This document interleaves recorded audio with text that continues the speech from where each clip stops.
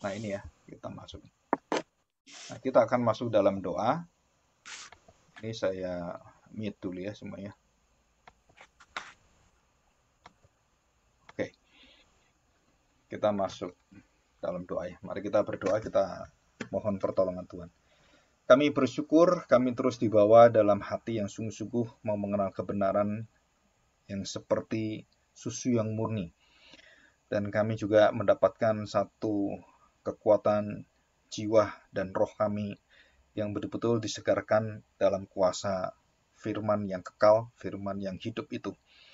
Tuhan, bawa kami supaya kami semakin mengerti bahwa di dalam Engkau kami semua mendapatkan satu janji yang pasti, satu jaminan, dan bukan keraguan-raguan, bukan satu kebingungan, tetapi satu ketetapan, satu kepastian.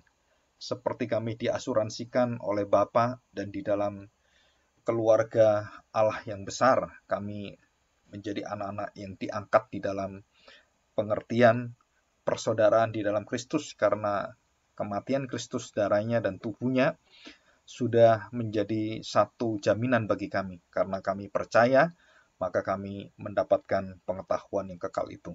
Bawalah kami dalam satu sukacita yang besar, supaya kami belajar dengan hati yang sungguh-sungguh, dengan kemauan yang tunduk kepada Engkau dan taat kepada firman Tuhan, walaupun kami tahu menjalaninya bukan sesuatu yang mudah. Tapi roh Tuhan menolong kami, membawa seluruh hati kami, pikiran kami untuk berjalan taat bersama dengan firman-Mu. Terima kasih Bapa, kami serahkan hati kami, bimbinglah kami, dan biarlah roh Tuhan bekerja dalam hati kami sebaik-baiknya dan seluas-luasnya. Dalam nama Tuhan Yesus, kami serahkan doa kami ini. Amin. Oke, kita akan belajar tentang pemeliharaan Allah ya. Ini satu pengertian bahwa Allah kalau berdaulat dan manusia itu bertanggung jawab, maka di situ pertemuannya itu adalah titiknya di dalam pemeliharaan Allah. Ya, pemeliharaan Allah. Jadi theology of God's providence. Nah, kita akan melihat beberapa ayat dan kita akan pelajari ya. Kita buka dalam Pengkhotbah pasal yang ke-7, Pengkhotbah pasal ke-7 ayat yang ke-14 ya. Saya bacakan, ini satu hikmat yang dikatakan dan satu perlambang ya, satu simbol yang akan menuju kepada penggenapannya di dalam Kristus. Dan semua pengkhotbah ini adalah satu hikmat di bawah matahari. Nah, itu perkataan yang penting. Semua terjadi di bawah matahari. Jadi akhirnya kita tahu bahwa di bawah matahari itu tidak ada yang kekal. Nah, semuanya di dalam jalur ketetapan, di dalam kuasa pengaturan Tuhan semuanya. Dan kita nggak bisa mempunyai kuasa untuk mengatur orang, mengatur diri kita sendiri. Kita harus taat di dalam kuasa apa yang sudah Tuhan tetapkan. Ya, Tuhan berikan dan Tuhan perkenan pada kita. Saya bacakan dari ayat yang ke-13. Perhatikanlah pekerjaan Allah. Nah, ini jelas ya, perhatikanlah pekerjaan Allah. Apa yang dilakukan oleh Allah, apa yang dikerjakan oleh Allah.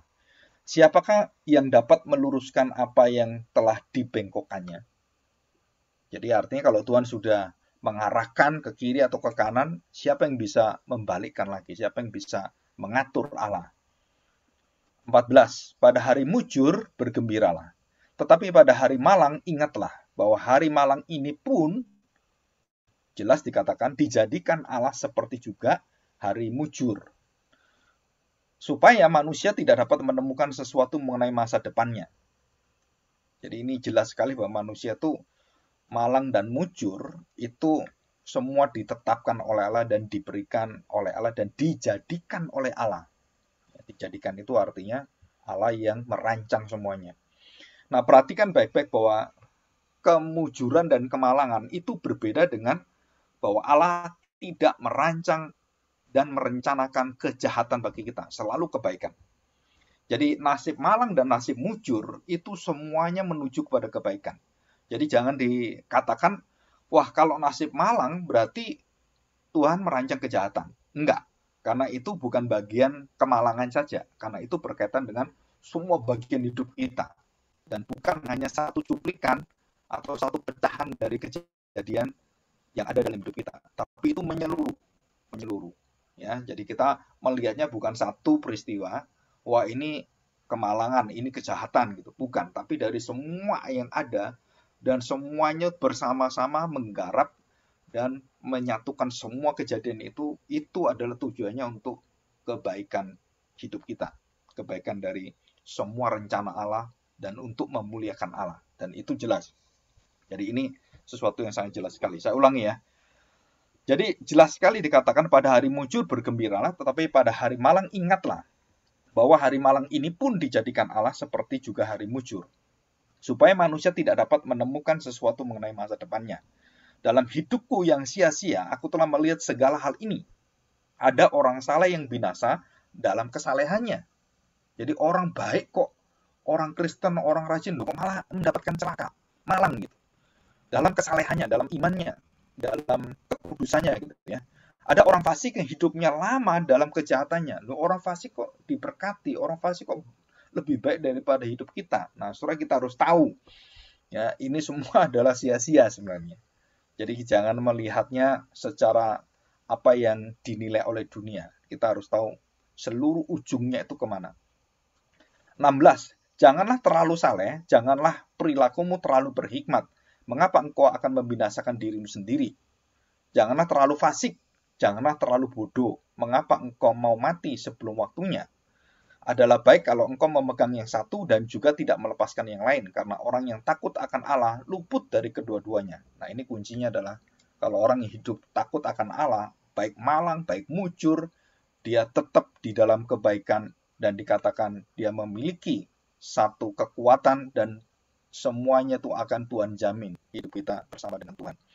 Dan 19, hikmat memberi kepada yang memilikinya lebih banyak kekuatan daripada 10 penguasa dalam kota.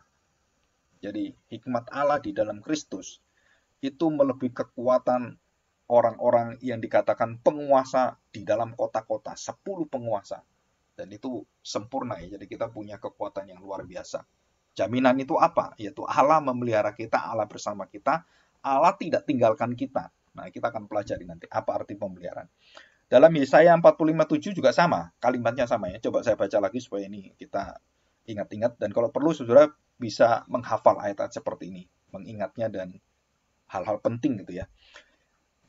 Dikatakan di sini, akulah Tuhan dan tidak ada yang lain, yang menjadikan terang dan menciptakan gelap, yang menjadikan nasib mujur dan menciptakan nasib malang. Akulah Tuhan yang membuat semuanya ini. Jadi jelas ya. Nah, kita lihat Ratapan pasal 3. Ratapan pasal 3 ayat ke-37. Saya bacakan ya. Siapa berfirman, maka semuanya jadi. Siapa yang berfirman, maka semuanya jadi. Itu Allah dan tidak ada yang lain. Bukankah Tuhan yang memerintahkannya? Bukankah dari mulut yang maha tinggi keluar apa yang buruk dan apa yang baik? Ini sama ya, malang dan mujur. Buruk dan dikatakan yang baik. Dari mulut keluar yang maha tinggi keluar buruk dan yang baik, hukuman dan kasih, murka dan kesabaran Allah. Penantian-penantian orang percaya itu menantikan bahwa mereka akan bertemu dengan Allah, tetapi orang-orang jahat penantiannya adalah murka Allah dan akan berpisah dengan Allah selama-lamanya. Dan itu keluar dari janji Allah dari mulutnya, kutuk dan berkat. Itu juga sama. Ya. Oke, ini kita sudah tahu ini. Kisah pasal 17 ayat 28. Demikian bunyi firman Tuhan. Sebab di dalam Dia kita hidup, kita bergerak, kita ada, seperti yang telah juga dikatakan oleh pujangga-pujanggamu. Sebab kita ini dari keturunan Allah juga. Karena kita berasal dari keturunan Allah, kita tidak boleh berpikir bahwa keadaan ilahi sama seperti emas atau perak atau batu, ciptaan kesenian dan keahlian manusia. Dan kita melihat ini ya, dengan tidak memandang lagi zaman kebodohan, maka sekarang Allah memberitakan kepada manusia bahwa di mana-mana semua mereka harus bertobat. Nah, intinya apa sebenarnya? Dari pemeliharaan Allah ini adalah menyediakan masa kesabaran Allah, masa penantian, dan Allah memberikan pengharapan supaya orang-orang yang belum mengenal Tuhan itu bisa mengenal Tuhan, dan melalui orang-orang percaya, melalui hidup kita memberitakan kasih Tuhan, dan mereka mendapatkan pengharapan dan mendapatkan kembali Allah akan membawa mereka dan menempatkan mereka bersama-sama untuk masuk dalam hidup yang kekal. Dan kemudian Tuhan pelihara. Ya, ini satu perkataan yang sangat bagus sekali. Termasuk dalam Amsal 21 ayat 1 yang sering saya sampaikan. Jadi hati raja seperti batan air di tangan Tuhan. Ya, Amsal 21 ayat 1. Oke, ini kita sudah tahu semuanya. Nah, sekarang kita akan membahas tentang apa itu providensia Allah. Apa itu pemeliharaan Allah. Nah, pemeliharaan Allah adalah satu jati diri Allah yang sebagai orang pribadi, ya, manusia di dalam Kristus dan juga Allah yang berpribadi itu, dia memiliki kemahakuasaan, kemahahadiran, kemahatauan. Allah yang berdaulat itu dengan seluruh atribut kuasanya, kemahakuasaannya, dan kemahadiran pengetahuannya itu, maka dia bertanggung jawab. Nah, di sini kita lihat. Dia bertanggung jawab untuk apa? Apa yang sudah dijanjikan, apa yang sudah ditetapkan, apa yang sudah direncanakan, apa yang sudah digariskan oleh dia, maka dia harus bisa untuk memeliharanya, untuk melindunginya. Nah, ini disebut sebagai tanggung jawab dari Allah untuk melakukan semua itu akhirnya menjadi pekerjaan-pekerjaan yang dilakukan oleh Allah. Semuanya itu harus berhasil dan tidak ada yang berubah dan menetap dan itu berdampak selama-lamanya. Dan semua sesuai dengan seluruh sifat kemahaan Allah, ketuhanan daripada seluruh kuasa Allah, hadirat Allah, dan pengetahuan Allah. Jadi Allah memperhatikan, Allah peduli. Jadi bukan menciptakan dunia selesai dibiarkan. Tapi tidak, Allah memelihara dunia ini. Jadi setelah penciptaan, Allah menopang itu dengan pemeliharaannya.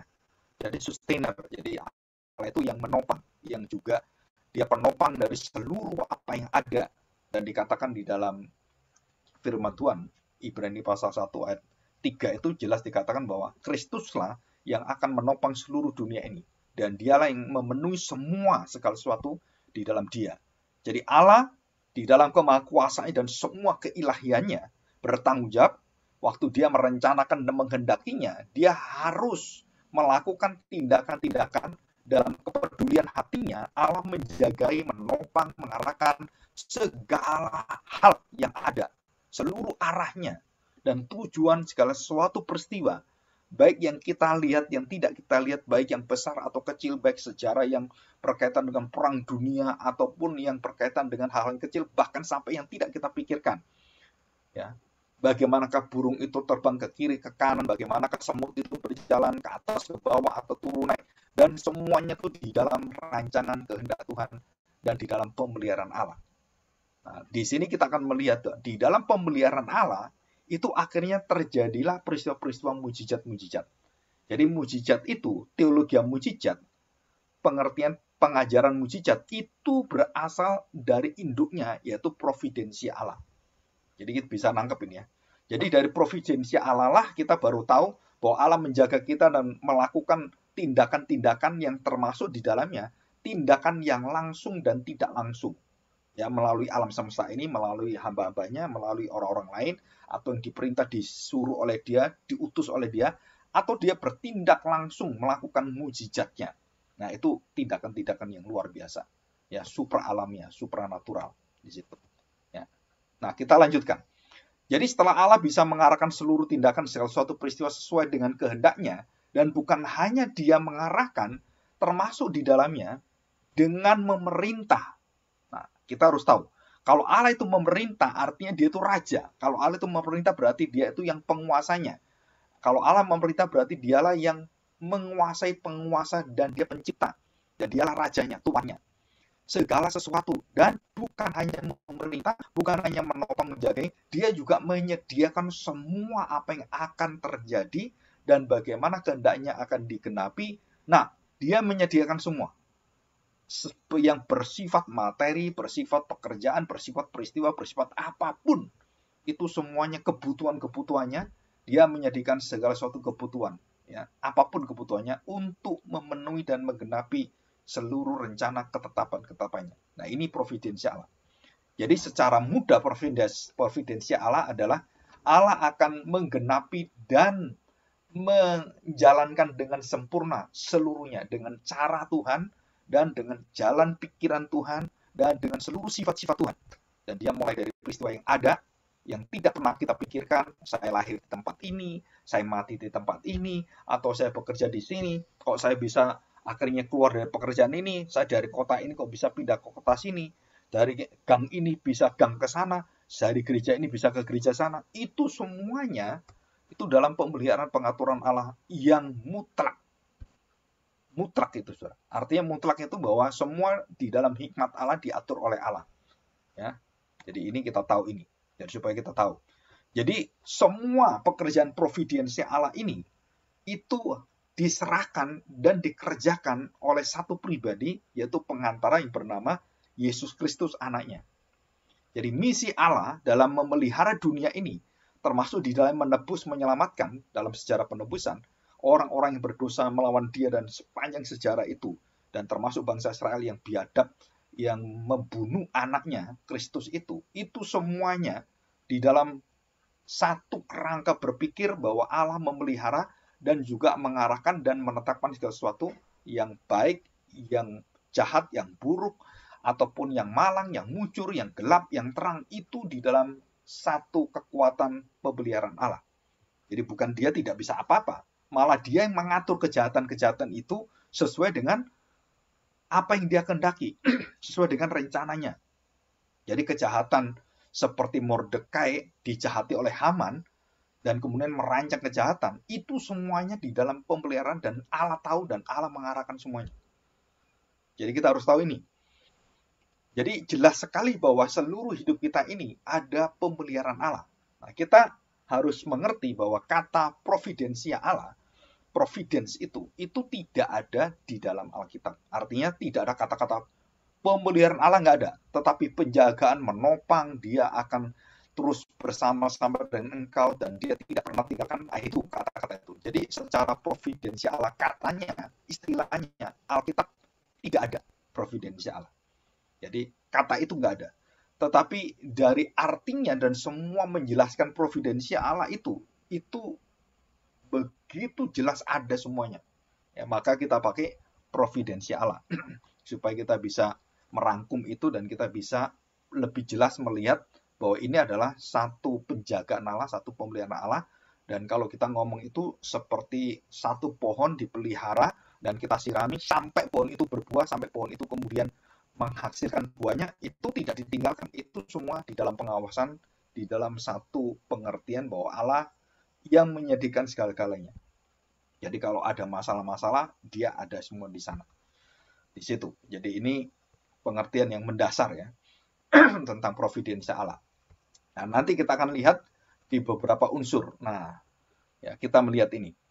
Nah, saudara perhatikan, providensia Allah atau pemeliharaan Allah dalam pengakuan iman Westminster dan juga Heidelberg Catechism itu berkaitan dengan seluruh unsur pengajaran yang ada, baik itu mujizat, penebusan Kristus, sifat-sifat Allah, dan itu tidak terlepas, semua terikat dalam pemeliharaan Allah. Jadi Allah memelihara dengan kekudusannya, Allah memelihara dengan keadilannya, Allah memelihara dengan kebenarannya, dia penuh dengan kesabaran, dan itu semuanya terancang dan terikat dan tidak bisa terlepas satu sama lain. Jadi Allah dari semenjak kekekalan telah memutuskan kehendaknya yang paling bijak, yang paling suci, dan dengan bebas dan tidak ada yang mempengaruhi dia, tanpa berubah menetapkan segala sesuatu yang terjadi. Nah, ini pemeliharaan Allah. Dalam pengakuan iman Westminster dijelaskan. Namun, kita harus tahu, segala sesuatu yang terjadi termasuk dosa-dosa. Namun demikian, Allah bukan pencipta dosa dan Allah bukan yang mensponsori dosa.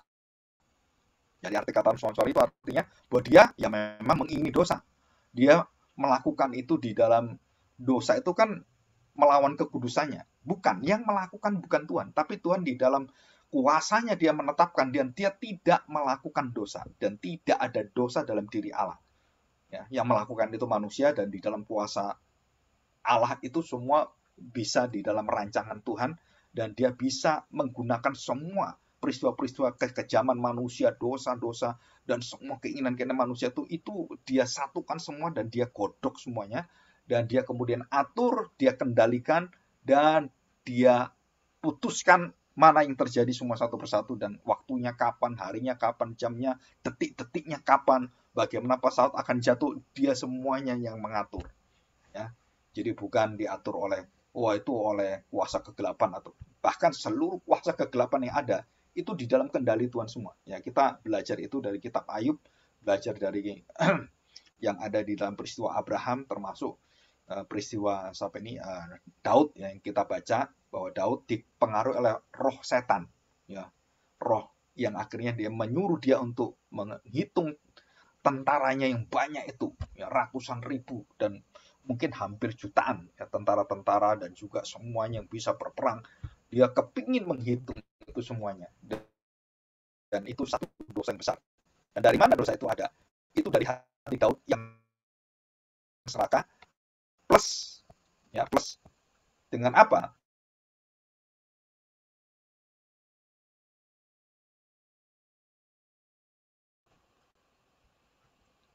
Oke, ini ada gangguannya sebentar ya. Ini ada gangguan sedikit. Oke, kita masuk lagi. Nah, kita lihat ini ya. Jadi seluruh unsur yang ada dalam diri Allah itu tidak terlepaskan, dan kita harus belajar pemeliharaan Allah itu tidak pernah memaksakan pada makhluk-makhluk itu, tapi mereka betul-betul melakukan itu sesuai dengan naturnya, sesuai dengan keinginannya, sesuai dengan kejatuhannya juga, sesuai dengan kelemahan-kelemahannya. Semua itu berjalan seperti itu.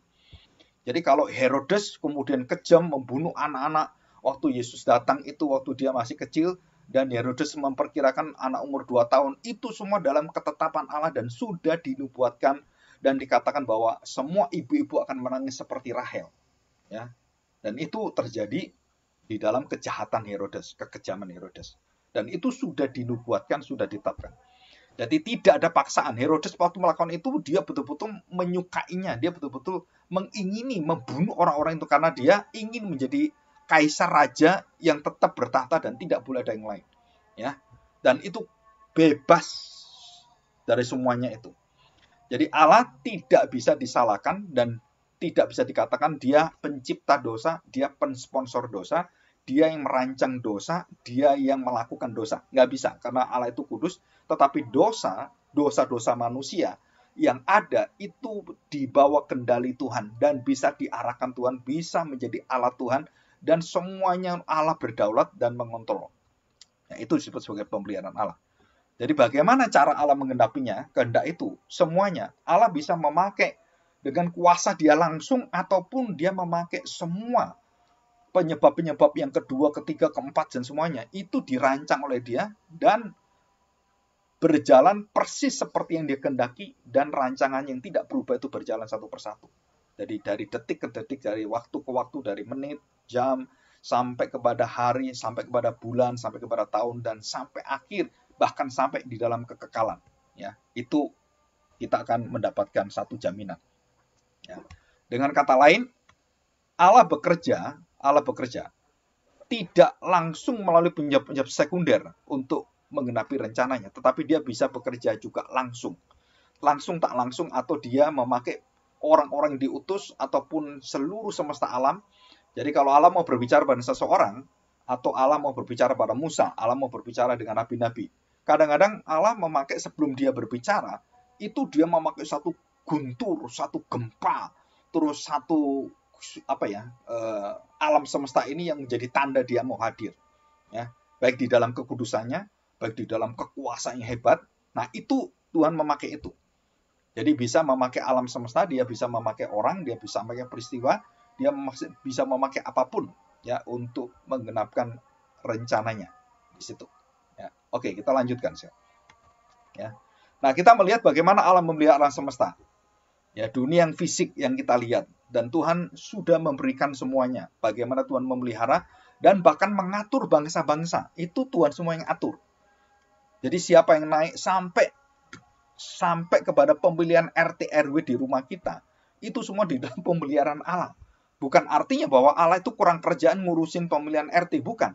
Tapi kuasanya, hadiratnya, pengetahuannya.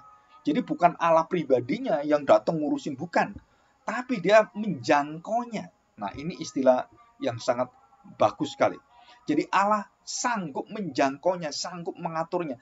Tangannya tidak terlalu pendek untuk mengatur setiap kejadian yang ada. Bahkan yang bukan hanya manusia, termasuk kejadian-kejadian alam semesta, banjir semuanya, dan berapa yang akan datang, seperti di Amerika itu, beberapa negara Eropa, itu kalau hujan es itu bisa diukur kira-kiranya. Bahkan bisa dipastikan itu berapa senti. Wah, ini alam seperti ini diperhitungkan, oh kira-kira ini 70 sampai 80 cm nanti jalan tertutup dengan salju. Dan waktu diukur, kira-kiranya benar.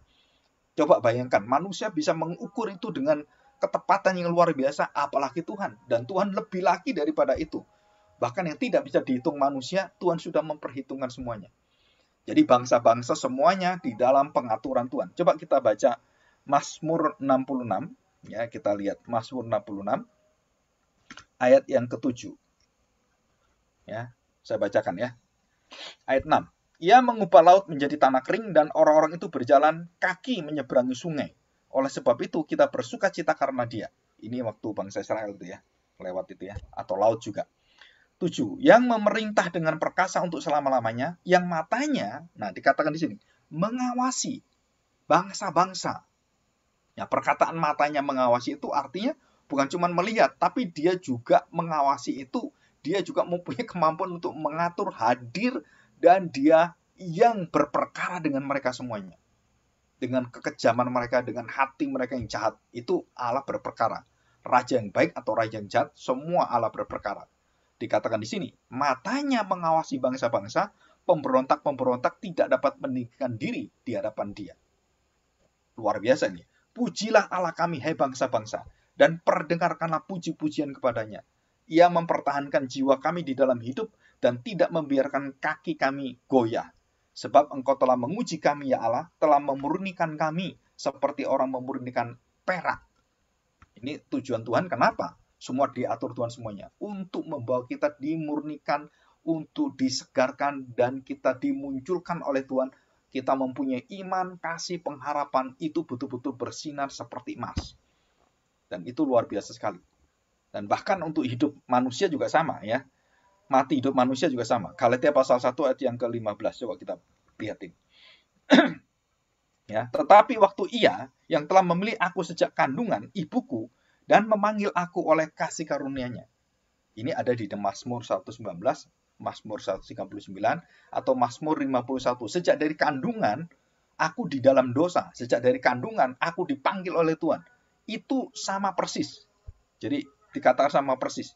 Itu ada di dalam Kisah pasal 9, bagaimana Paulus ditentukan, dipanggil oleh Tuhan, Rasul Paulus itu, dan dipanggil, Saulus, Saulus, mengapakah engkau menganiaya aku? Dan itu jelas penetapan Tuhan dan langsung.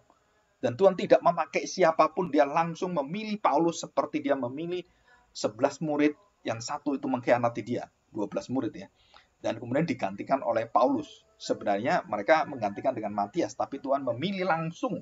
Kalau ini kan pilihan rasul-rasul, Tuhan mengizinkan itu terjadi, tapi ini, itu langsung Tuhan yang memilih. Jadi rasul yang ke-12, yang dipilih Tuhan sendiri itu adalah Rasul Paulus. Ya, jadi ini kita harus tahu. Jadi Tuhan yang pilih. Jadi raja yang dipilih dengan raja dipilih Tuhan, raja yang dipilih orang rakyat. Nah itu perbedaannya apa? Karena Tuhan sendiri yang berdaulat. Dia memilih Saulus, Saulus, ya. Dan kemudian Saulus menjawab, siapakah engkau Tuhan? Akulah Yesus yang kau aniaya. Ya, disuruh bangun dan dia akhirnya menjadi rasul untuk bangsa-bangsa lain. Jadi lahir hidup manusia ditentukan oleh Tuhan. Dipanggil oleh Tuhan dari sejak kandungan. Jadi saya ini menjadi pendeta. Saya nggak tahu bahwa sejak kandungan itu saya sudah dipanggil menjadi hamba Tuhan. Dan saya tidak bisa berbuat apa-apa. Dalam arti bahwa saya tidak bisa merancang apa-apa. Saya lahir dengan orang tua siapa, dengan keluarga yang bagaimana, apakah saya orang yang berbangsa, bersuku bangsa apa. Saya tidak bisa memilih dan semua di dalam kedaulatan Allah, ditetapkan Allah, dan kemudian kita dilahirkan dan dipelihara oleh Tuhan dari sejak kita kecil, diarahkan sampai kita bertobat dan Tuhan memanggil kita. Seperti Daud juga sama. Jadi aku ini sudah dipanggil sejak dari kandungan. Aku berdosa juga sejak dari kandungan. Aku dipanggil sejak dari kandungan. Bahkan dikatakan orang-orang dipilih oleh Tuhan sebelum dunia ada. Nah itu jelas ya. Jadi bukan hanya bangsa-bangsa, bukan hanya dunia fisik, alam semesta dipegang dikendalikan Tuhan, tetapi juga lahir hidup manusia, bagaimana manusia itu Semua di dalam rancangan Tuhan. Ya. Dan yang paling indah itu adalah satu perkataan dari Mazmur pasal 4. Ya, Mazmur pasal 4 ayat 8. Demikian bunyi firman Tuhan. Siapa yang akan memperlihatkan yang baik kepada kita? Biarlah cahaya wajah-Mu menyinari kami ya Tuhan. Engkau telah memberikan sukacita kepadaku lebih banyak daripada mereka ketika mereka kelimpahan gandum dan anggur. Nah, sukacita kita, perlindungan Allah atas kita, pemeliharaan Tuhan itu, waktu kita amini, kita percayai, itu ada satu sukacita yang begitu besar, begitu dalam dan melimpah-limpah, sehingga kita dikatakan di sini dalam firman Tuhan, dengan tentram aku membaringkan diri, lalu aku segera tidur. Lebih banyak sukacita itu yang Engkau berikan padaku, lebih daripada gandum dan anggur. Gandum dan anggur itu satu lambang pesta, satu lambang satu sukacita yang besar. Tapi ini melebihi sukacita yang ada yang dirayakan oleh dunia ini, dirayakan oleh keluarga, dirayakan oleh pesta manusia yang paling besar sekalipun. Itu ada sukacita besar karena kami memiliki jaminan bahwa Engkau memelihara kami. Dan itu membuat kita bersukacita. Apa yang membuat kita bersukacita? Karena Tuhan tidak pernah tangannya itu meninggalkan kita. Dan perlindungannya tidak pernah terlepas dari kita. Dan dia selalu mengatakan bahwa di dalam seluruh hidupmu, aku adalah Immanuel. Kita bisa tidur, Tuhan nggak bisa tidur. Kita bisa tidur, Tuhan tetap nggak pernah bisa tidur. Karena Tuhan bukan manusia. Tuhan itu selalu aktif dan hidup. Jadi dia, kamu tidur, kamu lemah, kamu jatuh dalam dosa, dia tahu bagaimana memelihara kita, menjaga kita, mengobati kita, menopang kita, mengarahkan kita, mendidik kita, mengajar kita, membuang kita, dan membuat kita di dalam kesengsaraan yang luar biasa. Kita bernasib malang seperti itu karena itu membahas satu kebaikan-kebaikan di masa mendatang. Nah, pengajaran-pengajaran yang di dalam kita terima itu kebanyakan hal-hal yang bersifat negatif, penderitaan, hal-hal yang bersifat pendidikan dari Tuhan, itu biasanya kita nggak mau terima, ya. Nah, kita akan belajar satu peristiwa yang besar ya, Kejadian pasal yang ke-15, ya. Sebentar, ini saya bacakan Kejadian 15, ya. Perhatikan judulnya, Kejadian 15, Perjanjian Allah dengan Abram. Kenapa kita ini diberitahu oleh Tuhan bahwa banyak orang yang menyenangi Injil kemakmuran atau prosperity gospel atau Injil healing movement atau Injil faith movement, ya, satu iman yang diyakini dengan luar biasa. Nah, sekarang kita belajar dari Bapak iman. Sumber daripada orang yang belajar iman itu adalah Abraham, ya. Maksudnya kita sebagai manusia itu Abraham sebagai contoh. Itu sumber yang kita akan lihat ini bagaimana Abraham itu imannya. Nah, orang seperti Abraham pun diberitahu oleh Tuhan bagaimana dia beriman dan bagaimana keturunannya itu dipelihara oleh Tuhan. Itu tidak terlepas dari nasib yang malang yang ditetapkan oleh Tuhan, yaitu perbudakan. Perbudakan itu ditetapkan Tuhan. Siapa yang akan jadi budak, bagaimana diperbudak, bagaimana sengsaranya, bagaimana, itu ratusan tahun. 400 tahun lebih, saudara. Wah, ini kalau kita pikirkan, masa Allah memelihara kayak gini? Kenapa orang tua saya kok membiarkan saya setengah mati? Saya nggak pernah didukung, dimodalin, saya kerja sendiri setengah mati, saya melakukan semuanya. Orang tua saya itu kaya raya, tapi dia tuh nggak perhatian dengan saya. Nah, saudara, seringkali kita seperti itu sebagai anak. Padahal orang tua kita itu sedang menjaga kita dari jauh, sedang tahu mengawasi kita, melindungi kita. Kalau sampai ada apa-apa, orang tua kita siap untuk menjaga kita dan menolong kita langsung. Karena kita nggak tahu. Jadi kita ditaruh di satu tempat, kita bekerja setengah mati, dibiarin aja. Kita dididik oleh Tuhan supaya kita betul-betul tahu bagaimana kita menjadi orang beriman yang tegar, yang teguh, yang kemudian mempunyai satu kekuatan tahan banting seperti itu. Nah, ini bangsa Israel. Bangsa Israel dibekali dengan kekuatan ini, saudara. Kejadian 15 ayat yang pertama. Kemudian datanglah firman Tuhan kepada Abram dalam suatu penglihatan. Janganlah takut, Abram. Akulah perisaimu. Upahmu akan sangat besar. Nah, dijanjikan. Apa yang terjadi ini akan membuat kamu akan memiliki upah besar. Apakah Abram akan menerima upah itu? Enggak. Keturunannya yang terima. Dia tidak menerima itu dalam hidupnya. Dia hanya memandang ke depan. Dan termasuk nanti di akhir zaman, tanah perjanjian baru, anak yang dikasih oleh Tuhan, bukan Ishak tetapi Kristus, itu Abraham melihat dari jauh dan dia tahu janji Tuhan. Ayat 2, Abraham menjawab, ya Tuhan, Allah, apakah yang akan engkau berikan kepadaku? Karena aku meninggal dengan tidak mempunyai anak, dan yang akan mewarisi rumahku ialah Eliezer orang Damsyik itu.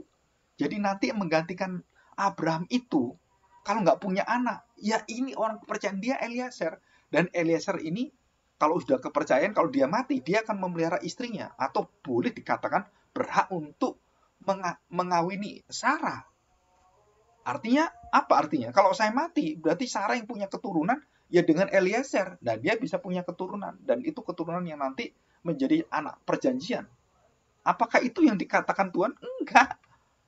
Nggak bisa seperti itu. Tapi Abraham berpikir, aduh saya udah nggak bisa nih, gimana? Kalau saya mati gimana? Nah, dia merancangkan satu hidup yang ke depan, tetapi itu bukan kehendak Tuhan. Ya, dia mengatakan Eliezer. Ya. Ayat 3, lagi kata Abraham, engkau tidak memberikan kepadaku keturunan, sehingga seorang hambaku nanti menjadi ahli warisku. Nggak ada keturunan, kamu nggak kasih keturunan. Jadi jelas keturunan dari siapa? Dari Tuhan. Anak keturunan kita itu dari Tuhan. Itu bukan dari setan, dari Tuhan. Jadi nggak ada anak setan, nggak ada keturunan kuntilanak gitu, nggak ada, saudara. Itu semua keturunan anak-anak itu semua baik anak yang orang-orang yang jahat, penjahat, apapun yang orang-orang yang biadab itu tetap anak keturunan dari Tuhan yang diberikan oleh Tuhan di dalam segala kondisi yang ada. Ya. Ayat 4, tetapi datanglah firman Tuhan kepadanya demikian, orang ini tidak akan menjadi ahli warismu, melainkan anak kandungmu, dialah yang akan menjadi ahli warismu. Jadi ini jelas tentang apa? Tentang keturunan yang dijanjikan Tuhan. Kalau aku nggak bisa, ya ini ahli warisnya. Nah, dari dia keturunannya. Saudara, Tuhan mengatakan bukan, saudara. Bukan dia. Dan Tuhan memelihara dalam kesalahan Abraham berpikir dan merancang mau menjalankan rencananya semua ke depan. Tuhan katakan tidak. Tuhan gariskan, tidak berubah. Dan Tuhan tegur Abraham. Ya, jadi dikatakan oleh Tuhan demikian. Lalu Tuhan membawa Abraham keluar serta berfirman, coba lihat ke langit, hitunglah bintang-bintang, jika engkau dapat menghitungnya. Maka firman-Nya kepadanya, demikianlah banyak nanti keturunanmu. Lalu percayalah Abraham kepada Tuhan, maka Tuhan memperhitungkan hal itu kepadanya sebagai kebenaran. Ya, karena imannya itu, dia percaya karena Tuhan tegur dia dan ayo kamu keluar, lihat itu. Dan dia percaya perkataan firman Tuhan, dia percaya apa yang diomongan Tuhan. Amin, aku percaya. Dan itu diperhitungkan sebagai kebenaran. Ya, karena dia beriman. Walaupun tidak bisa, dia tetap beriman. Walaupun nggak mungkin, dia tetap beriman. Nah, itu artinya iman yang menyelamatkan. Ya, kebenaran itu. 7. Lagi firman Tuhan kepadanya, akulah Tuhan yang bawa engkau keluar dari Ur Kasdim untuk memberikan negeri ini kepadamu menjadi milikmu. Kata Abraham, ya Tuhan Allah, dari manakah aku tahu bahwa aku akan memilikinya? Firman Tuhan kepadanya, ambillah bagiku seekor lembu. Nah, saudara perhatikan. Betina ya, lembu betina berumur 3 tahun, seekor kambing betina berumur 3 tahun, seekor domba jantan berumur 3 tahun, seekor burung tekukur, dan seekor anak burung merpati. Diambilnya semuanya itu bagi Tuhan, dipotong 2. Nah, ini perjanjian Tuhan. Dipotong 2, kepala dengan tubuh. Bes, ya dipotong. Bes, seperti itu. Lalu diletakkannya bagian-bagian itu di satu samping yang satu yang lainnya. Tetapi burung-burung itu tidak dipotong 2. Jadi burung nggak dipotong ya. Ketika burung-burung buas hingga pada daging binatang-binatang itu, maka Abraham mengusirnya. Jadi setelah dia potong semua selesai, dia menunggu apa yang dia akan terima gitu. Apa itu yang akan terima? Perjanjian yang dia terima, apa yang dia akan lihat. Nah, saudara, ayat 12, saking capeknya Abraham, karena dia ngusir sana-sini sampai sore nggak datang-datang tanda Tuhan, akhirnya dia ketiduran. Menjelang matahari terbenam, tertidurlah Abraham dengan nyenyak. Lalu turunlah meliputinya gelap gulita yang mengerikan. Nah, rancangan Tuhan ini. Bukan matahari, fajar menyingsing sukacita, anakmu akan luar biasa, diberkati dengan luar biasa, pekerjaannya lancar luar biasa, dan mengalami kehidupan yang bermakmur-makmur seperti itu, yang berpesta luar biasa. Enggak, saudara.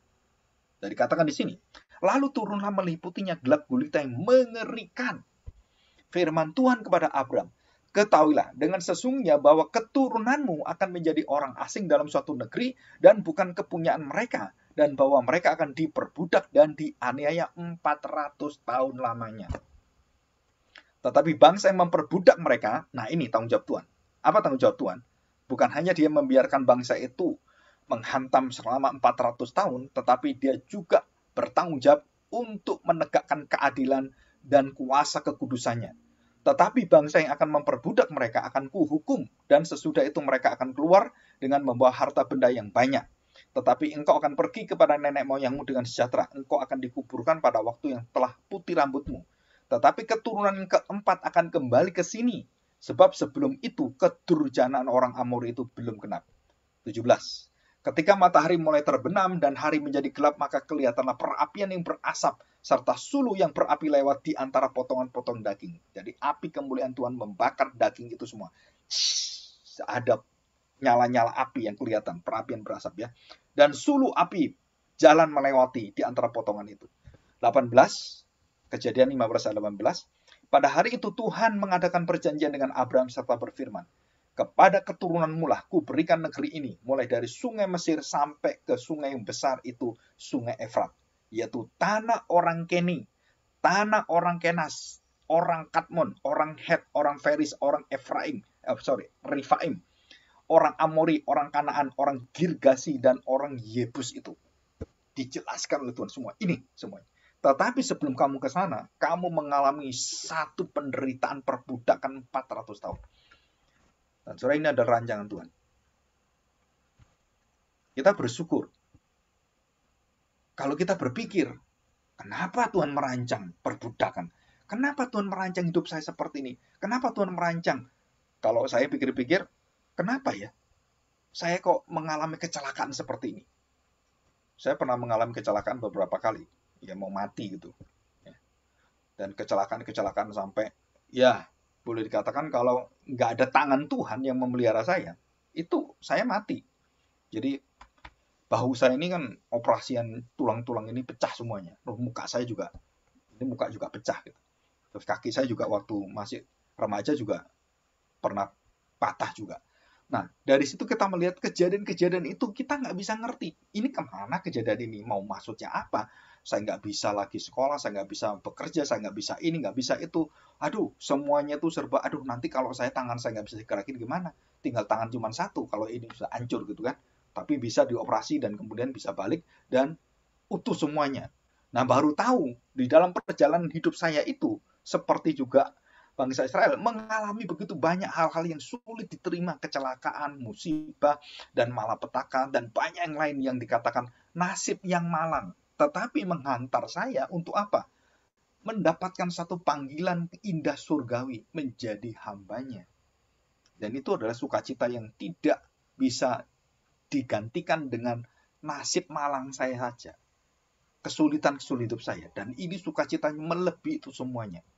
Dan disitulah kita melihat, jadi apa artinya menjadi orang-orang yang beriman, orang-orang yang dipelihara oleh Tuhan, dan kita tahu bahwa seluruh pemeliharaan Allah dan mampu mengarahkan kita dan apa yang kita terima, mungkin pada saat kita menerima kejadian itu, kita sulit terima, tetapi nanti setelah lewat berapa tahun, mungkin 5 tahun kemudian, 10 tahun, ada yang bisa sampai 30 tahun, ya, seperti John Owen itu, dan juga seperti David Livingstone, atau seperti William Carey, yang dia melayani itu dengan luar biasa, dan bagaimana dia menerjemahkan Alkitab ke dalam bahasa India, William Carey itu, dan dalam waktu cuma 1 malam, seluruh karyanya itu terbakar habis semuanya.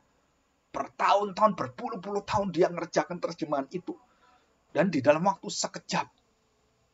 Dan William Carey juga kehilangan istrinya, kehilangan juga anaknya sakit ya. David Livingstone juga sama. Nah, John Owen juga sama, 10 anaknya itu meninggal, hanya tinggal 1 anaknya. Jadi dia mengalami satu kejadian-kejadian kehidupan yang begitu malang. Orang katakan, aduh nasibmu itu seperti orang yang terkutuk, nasib itu seperti orang malang. Tapi di hadapan Tuhan dan di dalam rencana Tuhan, tidak ada kita dikutuk Tuhan. Itu adalah menunjukkan bagaimana Tuhan akan merancang dan menjanjikan perbudakan 400 tahun akan menjadikan bangsa Israel menjadi bangsa yang kuat, tegar, dan menjadi bangsa yang memimpin bangsa-bangsa lain. Di dalam pengertian pikirannya, kepandaiannya, kecerdasannya, semangatnya, keuletannya. Wah, itu nggak ada yang bisa kalahkan bangsa Israel. Sampai hari ini, satu-satunya bangsa di dunia dan sepanjang seluruh abad yang ada, dan seluruh suku bangsa yang ada itu hanya bangsa Israel yang dididik oleh Tuhan dengan luar biasa. Diperbudak, dibuang 70 tahun dan dididik oleh Tuhan dalam segala kelemahan dosa-dosanya, dan Tuhan pelihara. Tetap Tuhan katakan, aku adalah Allahmu dan kamu umatku. Dan Tuhan waktu menghancurkan 12 bangsa Israel itu, dia memberikan kaum sisa, orang-orang yang setia pada Tuhan.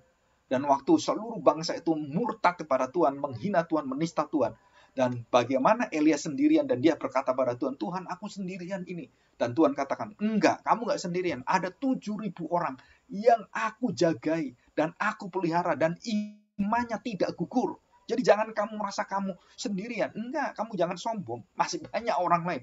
7.000 orang yang setia. Ini pemeliharaan Tuhan. Walaupun Elia mengalami satu kehidupan seolah-olah dia gagal. Dia sudah kalah, dia sudah angkat tangan. Tapi Tuhan kata, enggak, ini aku beri tunjuk. Dan semuanya itu akhirnya membuat mata kita dalam pemeliharaan Allah.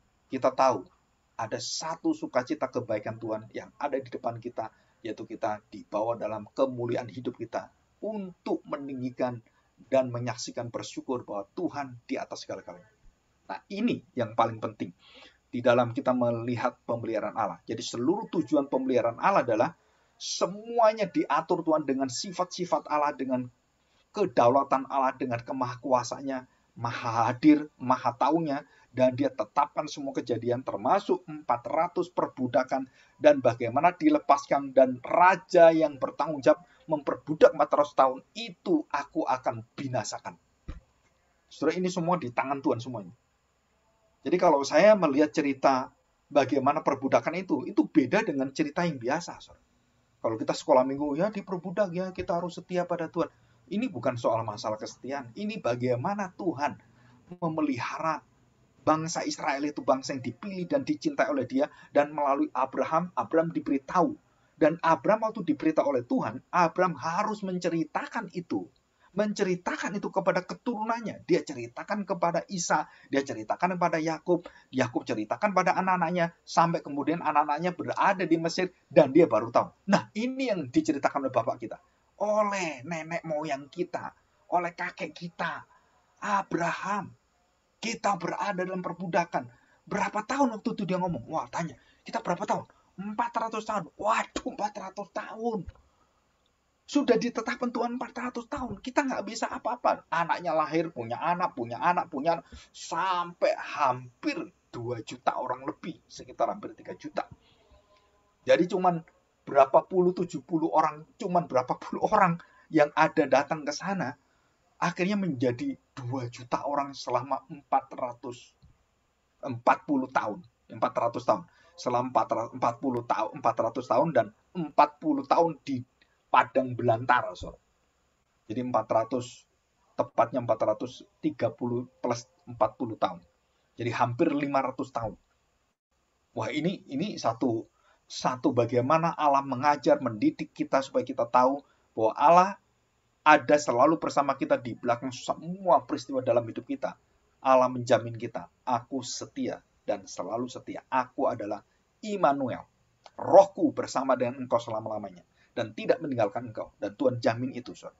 Dan di dalam Kristuslah kita mendapatkan perlindungan yang sangat indah. Ya, jadi kita hari ini sudah mendapatkan satu kekuatan yang teguh di hadapan Tuhan. Kita sudah mendapatkan jaminan, dan disinilah kita tahu kenapa orang-orang yang beriman itu, orang-orang yang memiliki Kristus itu, mereka mau menyerahkan seluruh hidupnya, bahkan sampai nyawanya, bahkan hidupnya, masa depannya, keinginannya, kesenangannya, mereka semua persembahkan untuk Tuhan. Kekayaannya, kehormatannya, semua dia letakkan untuk melayani Tuhan. Saudara, kenapa seperti ini? Karena Tuhan yang mengerjakan itu semuanya. Jadi seluruh dalam hidup kita ini itu akan diuji oleh Tuhan. Semua hidup kita akan dihakimi oleh Tuhan dan kita akan dibakar, dan seluruh pelayanan kita yang berkenan pada Tuhan, yang kita tidak curi, itu akannya muncul seperti emas dan seperti perak, dan bukan seperti kayu, bukan seperti jerami. Yang akan dibakar itu binasa semuanya. Jadi perbuatan-perbuatan dosa kita, perbuatan kelicikan kita, kita nggak mau ngampuni orang, kita benci dengan orang, itu semua dibakar oleh Tuhan, dibersihkan oleh Tuhan, dan hanya tinggal Kristus yang hidup. karakternya, pengampunannya, kesabarannya, dan buah Roh Kudus itu buah pertobatan, buah kebenaran, dan buah kerajaan Allah itu muncul, dan itu yang akhirnya mendapatkan reward, upah kita ke depan. Ya, kita bersyukur di hadapan Tuhan. Jadi pemeliharaan Tuhan itu secara menyeluruh, apapun yang terjadi, itu berada dalam pengawasan Tuhan. Jadi tidak ada satu kalimat yang kita bisa katakan, oh berarti ini kebetulan kamu datang. Tidak ada kebetulan. Dalam pikiran sebagai manusia kita bicara-bicara, kita bisa ngerti orang. Wah, pas kamu datang, pas saya butuh kamu. Aduh, pas saya nggak bisa kerjakan, ini kamu yang bisa kerjakan. Ayo, tolong ini. Nah, dalam pengertian manusiawi, kita bisa mengerti orang-orang seperti ini. Tapi dalam pengertian kita di hadapan Allah, saudara. Di hadapan Allah, ya. Sekali lagi, bukan kita berbicara dengan manusia. Di hadapan Allah, kita belajar bahwa seluruh peristiwa itu tidak ada kebetulan, atau seperti teori yang ada, bahwa dunia ini diciptakan karena kebetulan. Ya karena dentuman, karena ada satu pergerakan, bukan karena Tuhan dunia diciptakan. Ini sudah ribuan tahun dan terjadi seperti ini, dan kemudian bumi itu ada. Saudara, ini semua adalah ateis, semua itu melawan Tuhan, dan semua tidak percaya pemeliharaan Tuhan. Jadi kita tahu semua yang terjadi, semua dirancang Tuhan. Dan bukan hanya yang terjadi yang kita lihat, yang tak terlihat, yang nanti akan terjadi. Semua dalam rancangan Tuhan, pemeliharaan Tuhan, dan semua akan disatukan dan dikumpulkan oleh Tuhan menjadi satu kemuliaan yang besar dan pujian kepada Bapa, Anak, dan Roh Kudus. Dan kita bersyukur kita mendapatkan satu sukacita yang sangat besar ini. Jadi semua orang-orang yang tidak percaya kepada pekerjaan Tuhan, pemeliharaan Tuhan, mereka semuanya akan melawan bahwa dunia ini diciptakan Tuhan. Setelah itu selesai, Tuhan nggak ikut apa-apa, dan Tuhan biarkan seperti jam dinding dan berjalan sendiri. Saudara, Tuhan tidak seperti itu. Atau Tuhan ngurusin hal-hal yang kecil, kemudian dia tidak mengurusin hal yang besar, dan dia terlibat dengan seluk-beluk tingkah laku manusia, sehingga dia terus seperti orang-orang yang membujuk rayu manusia. Ayo, kamu harus percaya saya. Enggak, saudara. Jadi penginjilan kita, kasih kita, bukan merayu orang supaya orang itu percaya pada Tuhan. Bukan. Karena semua yang bisa menggerakkan hati manusia, bukan rayuan kita, bukan khotbah kita, bukan fasiliti kita, bukan karena karya kita, bukan. Saudara menghadirkan Kristus yang semurni-murninya, seluruh firman sebaik-baiknya dan seutuhnya, setulusnya, dan betul-betul segar di hadapan semua orang, dan kita tahu baru disitulah Tuhan bekerja, dan Tuhan kemudian membawa pengetahuan yang kekal itu tentang anaknya, dan waktu kita sampaikan menjadi benih ilahi. Dan kemudian Tuhan bukakan itu melalui apa? Melalui semua perkataan kita, pengajaran, pemberitaan, kesaksian kita kepada orang-orang yang berdosa ini. Saudara, semua yang tidak melalui jalur kehendak Allah, di dalam seluruh pemeliharaan Allah, semua yang kita tanam pada orang itu yang tidak sesuai dengan firman Tuhan, itu semua menjadi benih batu sandungan. Jadi semuanya orang memberitahu kepada saya, percaya pada Tuhan Yesus. Nggak bisa percaya. Harus percaya kamu. Nggak mau percaya saya. Kalau saya mendapatkan pekerjaan, kalau saya melihat mama saya sembuh, saya percaya pada Tuhan. Nah, saudara perhatikan. Iman yang melalui jalur yang seperti ini, itu harus diuji lagi. Iman yang melalui jalur pemeliharaan Tuhan yang memakai sebab kedua, ketiga, dan kita baru percaya. Saudara harus tahu bahwa iman itu harus diuji sampai dengan iman yang terakhir, iman yang mendasar. Apa dasar iman? Kristus. Jadi nanti dia akan mendapatkan bahwa waktu saya percaya pada Tuhan Yesus, wah karena saya mendapatkan pertolongan dari Tuhan. Waduh, saya kemudian ditolong Tuhan, mama saya kemudian disembuhkan, pekerjaan saya kemudian, utang-utang saya kemudian bisa dibereskan oleh Tuhan. Dan suatu hari, apa yang terjadi? Kita sakit lagi, bukan mamanya, mungkin papanya, atau dia sendiri sakit. Dia meminta pada Tuhan, Tuhan, aku sakit, aku berdoa Tuhan, Tuhan kan Tuhan saya. Dan Tuhan, tolong, aku ingin hidup, aku ingin memelihara anak-anak saya. Aku tidak mau mati. Nah, saudara, bukan hanya dia, mungkin anaknya, mungkin istrinya, atau siapapun. Dan kemudian Tuhan tidak jawab, apa yang terjadi? Wah, Tuhan, ini bukan Tuhan, ini bukan Tuhan. Ini rasanya ini saya yang salah beriman, atau Tuhan nggak ada ini. Ini Tuhan yang salah ini. Ini Tuhan yang tidak mengerti saya ini. Nah, saudara, itu semuanya di dalam pemeliharaan Allah, pergumulan kita dalam iman, ketidakpercayaan, keraguan kita seperti para rasul juga sama. Itu semua di dalam godokan Tuhan. Sampai akhirnya kita kembali pada firman Tuhan, dan bagaimana firman Tuhan diberitakan kepada murid-muridnya, diberitakan pada Kleopas. Dan seluruh isi kitab suci mengatakan bahwa semua menceritakan tentang aku. Semua kejadian, baik yang malang, yang mujur, termasuk dalam dirimu. Kamu dijawab doamu dalam kesembuhan, tidak dijawab dalam kesembuhan. Kamu dijawab dalam keselamatan, ini dijawab di dalam kematian. Kamu disembuhkan dan tidak disembuhkan, ini lancar, ini nggak lancar. Kenapa hidup saya nggak lancar? Kenapa ini lancar? Surah itu semua diatur oleh Tuhan supaya kita mau percaya bahwa Tuhan berdaulat memelihara kita, dan kita percaya pada Tuhan, bukan pada apa yang terjadi dalam hidup saya. Dan disitulah iman inilah yang akhirnya membukakan kita tentang Allah yang berdaulat memelihara kita untuk kebaikannya. Dan di situ kita pegang ini, maka imanmu ini menyelamatkan kamu. Kenapa?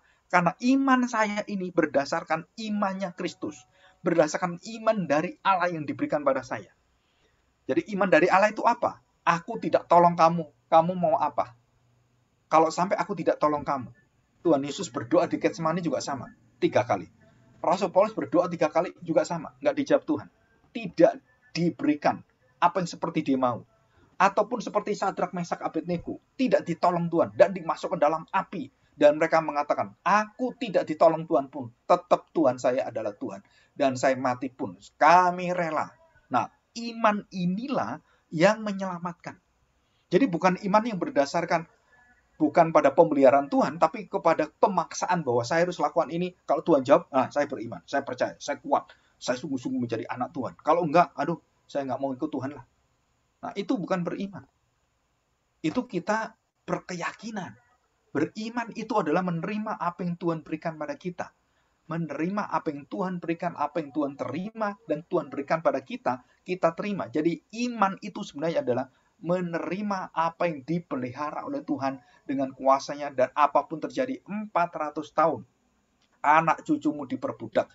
Dan Abraham tidak membantah. Kenapa? Karena Tuhan.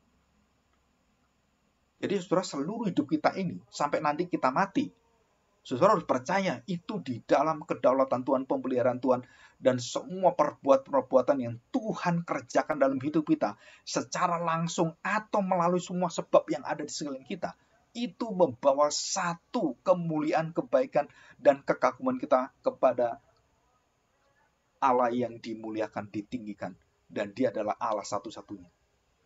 Dan dengan iman seperti inilah, kita percaya, kita mendapatkan sukacita yang tidak bisa dikalahkan oleh maut, tidak bisa dikalahkan oleh ancaman, tidak bisa dikalahkan dengan pemerintah yang kejam, tidak bisa dikalahkan dengan semua aniaya dan siksaan dan semuanya.